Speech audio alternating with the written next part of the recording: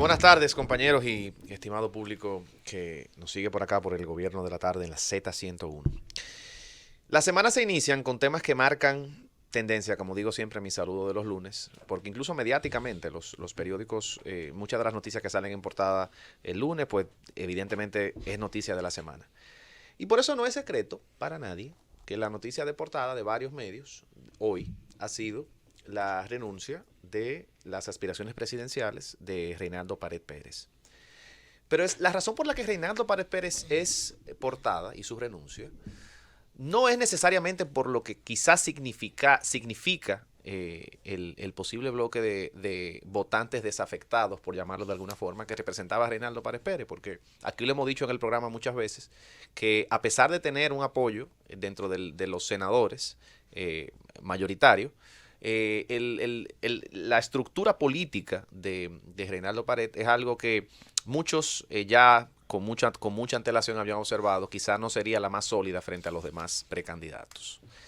Sin embargo, la razón por la que es portada es por la fricción y muy evidente tensión que se está viviendo dentro de los precandidatos de la corriente del presidente Medina de cara a las primarias de ese partido, el PLD, que son en 35 días, señores. En 35 días ese certamen electoral se supone que se va a celebrar.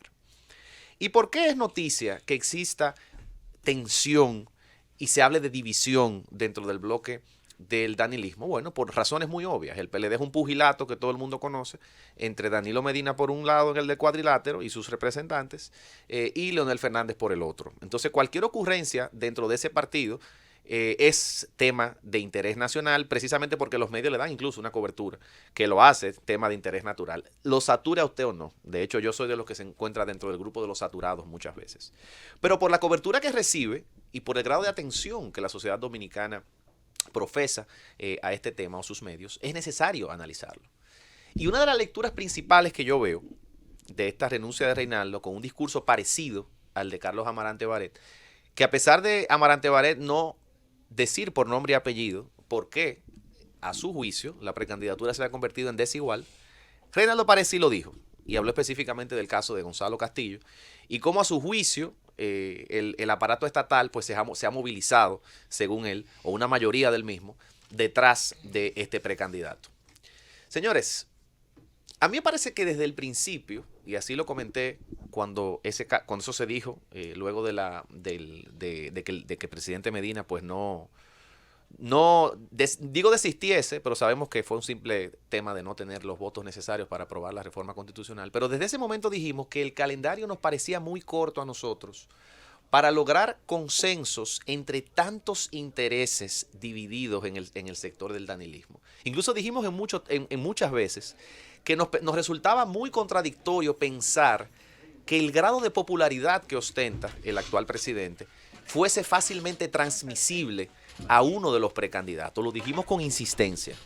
Pero también dijimos con insistencia, y la realidad hoy ha reivindicado ese planteamiento, que era difícil lograr una cohesión monolítica cuando existían dos diferencias muy importantes dentro de los candidatos del danilismo. Uno era el hecho de que muchos son miembros de ese partido desde hace muchísimo tiempo, por lo que a su juicio han construido una trayectoria que les acredita como legítimos aspirantes a la posición de la presidencia. Ese es un tema, o sea que hay unos egos de muchas personas que tienen mucho tiempo.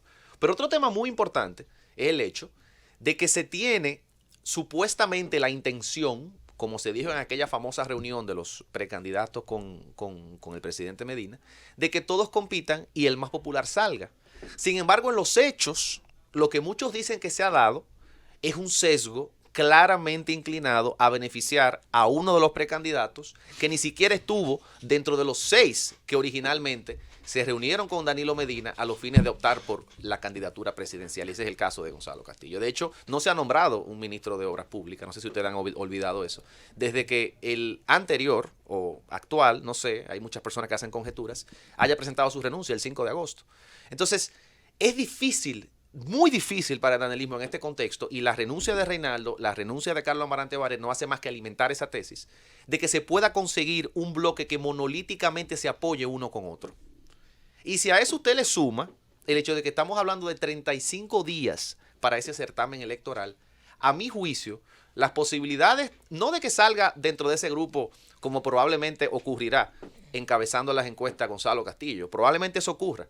El tema es lo que harán los demás para que esa candidatura que a los ojos de muchos fue impuesta, y no fue una candidatura que compitió en igualdad de condiciones, pues pueda contar con el apoyo de todos los estamentos del Partido de la Liberación Dominicana. Y eso pone al danilismo y a su proyecto de poder en una situación bien complicada. Porque no seamos tontos. Cuando se habló de primarias abiertas y se habló de encuestas para elegir el precandidato del danilismo, lo que se intentó fue dar una apariencia de democrática a una decisión que los hechos aparentan apuntar a que fue más dedocrática que democrática. Eso es lo que molesta en ciertos sectores del Partido de la Liberación Dominicana. Y el PLD es una corporación muy grande, señores, con demasiados intereses de por medio. Y conciliar todos esos intereses y que monolíticamente se vuelquen a una precandidatura en específico es algo complicado. Máxime cuando hay muchos de los precandidatos, como es el caso, por ejemplo, de Domínguez Brito, que no comenzaron la campaña ayer, ni hace 2 meses, ni hace 3 meses, ni hace 6 meses. Son personas que tienen años en el proceso de construcción de un proyecto político, que han dedicado recursos, tiempo y esfuerzo, y que si perciben que las condiciones de la carrera, casi al llegar a la meta, son condiciones sesgadas, son condiciones desiguales, se sentirán altamente traicionados.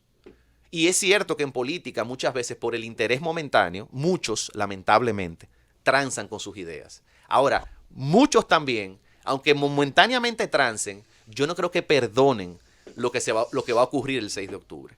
Y eso augura para el proyecto político actual del presidente Medina, que a pesar de controlar, porque eso no cabe duda a nadie, la mayoría de los organismos estatutarios del Partido de la Liberación Dominicana, de este proceso de elección de un precandidato y de estas primarias, probablemente no se ha visto igual por una parte importante de la dirigencia de ese partido. Y eso es algo que tendrá algún efecto electoral. ¿Cuál? Esa es una pregunta. Porque como dicen otros comunicadores en varios medios hoy, este es un escenario en el que si la división de los más pequeños no se constituye en unión, en un bloque, la ventaja la tiene el que tiene la mayor intención de voto inicial, que es Leonel Fernández. Entonces puede que a Danilo Medina, en ese contexto, la división que ahora hay, la tensión muy evidente dentro de sus candidatos o sus delfines, o como usted quiera llamarle, en vez de beneficiar el proyecto de poder de Danilo Medina, que buscaba poner uno de los suyos ahora al frente para rehabilitarse y volver en el 2024, en vez de que eso pase, él quizás, sin saberlo, porque muchas veces la vida opera de esa forma y la política también, quizás le está dando una oportunidad a su adversario político Leonel Fernández de hacerse con la precandidatura del Partido de la Liberación Dominicana. El reality show continúa y ya veremos qué pasará.